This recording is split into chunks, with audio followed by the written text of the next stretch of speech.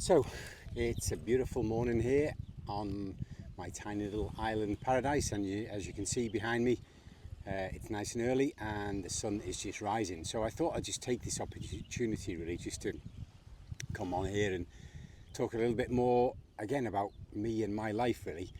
So I finally sort of arrive here having had a long, busy career.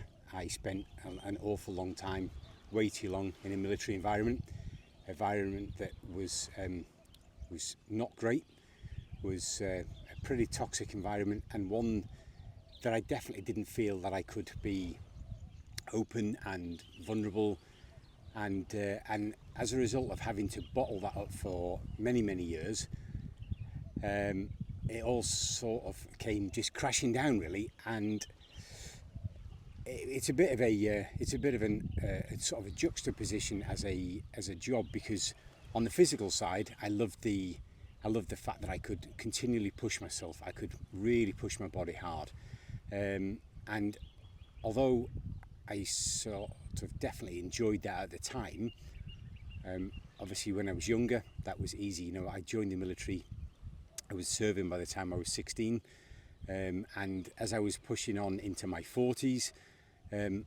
all that work and that pushing my body harder and harder when I was younger was all really starting to take its toll.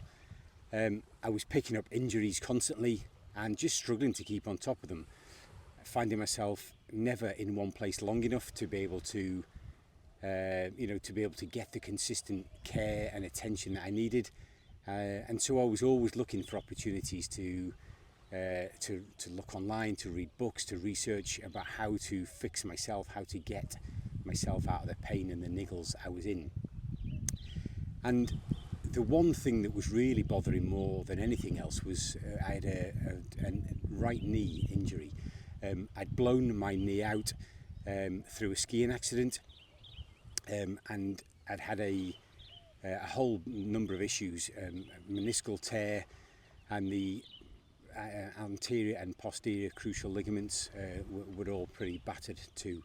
And so as a combination of these three knee injuries, whatever I seemed to try, I could progress slightly, and then it would really quickly let me know if I'd overstepped it, if I'd overdone it. And so I would feel like it was that sort of old classic situation of one step forward and two steps back.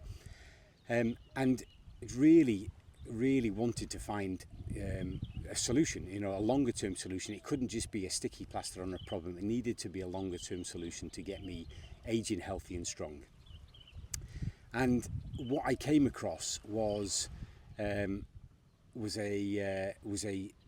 solution in a guy called Ben Patrick, and through what he calls the ATG system, the Athletic Truth Group, he's uncovered this way of doing business, a way of rehabilitating the knee that was just different from anything that I'd come across before.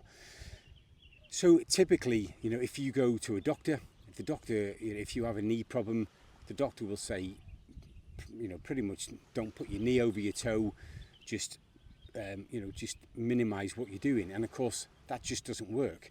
Whether you are bending down to tie your shoelaces or walking up and down stairs, your knee is over your toe, and that's just the movement pattern that we find ourselves in. Bending down to pick up kids, bending down to pick up your shopping, whatever it is you need to do, it all involves moving the knee over the toe. And so that classic line that the doctor will give you about minimizing that movement just doesn't work. And so what Ben Patrick, who learnt all his information from a bit of a legend in the fitness world, a guy called Charles Poliquin, what they then started to push forward with was this whole thing about pushing the knee over the toe. And it's a fairly simple, straightforward system. You don't need any equipment, but it's very much just it principally aims around 5 key movements really to start to build that intrinsic strength around the supporting structures around the knee really.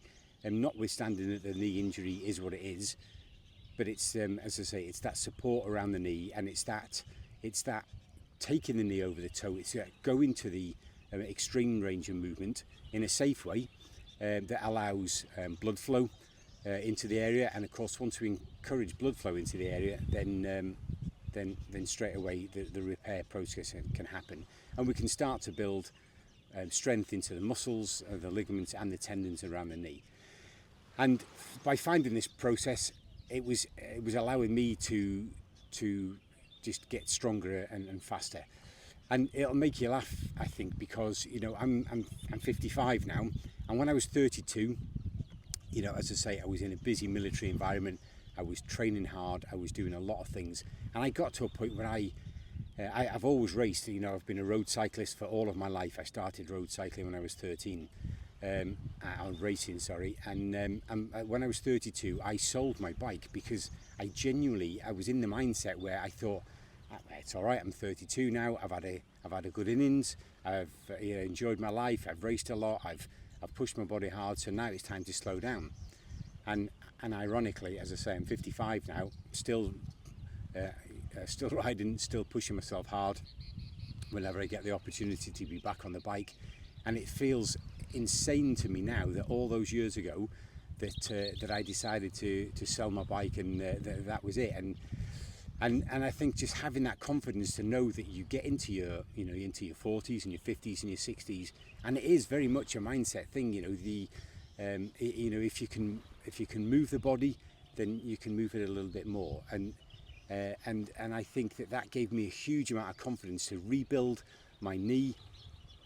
To get back, to get back out there, to get back on my bike, and then obviously the longer I was consistent with my training, the more that came together, and I find myself now in a really good position. As I say, I'm 55. My knee is super strong, or both knees are super strong, and and I can genuinely see myself, for the next 20-25 years still being able to do what I do now, if not better, because of the skills and the techniques and these little life hacks that I've learned about how to fix my knee. So again, I would encourage you all really just to not give up. There are better ways out there than just the conventional medical route of taking medication and prescription drugs and all those things. They will certainly minimise the pain pretty quickly, but in the grand scheme of things, as I say, all they're doing really is masking a problem. They're a sticky plaster on a problem and not really dealing with the root cause of that problem. So as I say, I think there is definitely some solutions out there. I will happily share any information if you require anything, and I will continue to share information on my Instagram page. But have a beautiful day, guys. As you can see behind me, the sun's just coming up, and it is a stunning morning here in beautiful Indonesia. Peace out, guys. Have a beautiful day.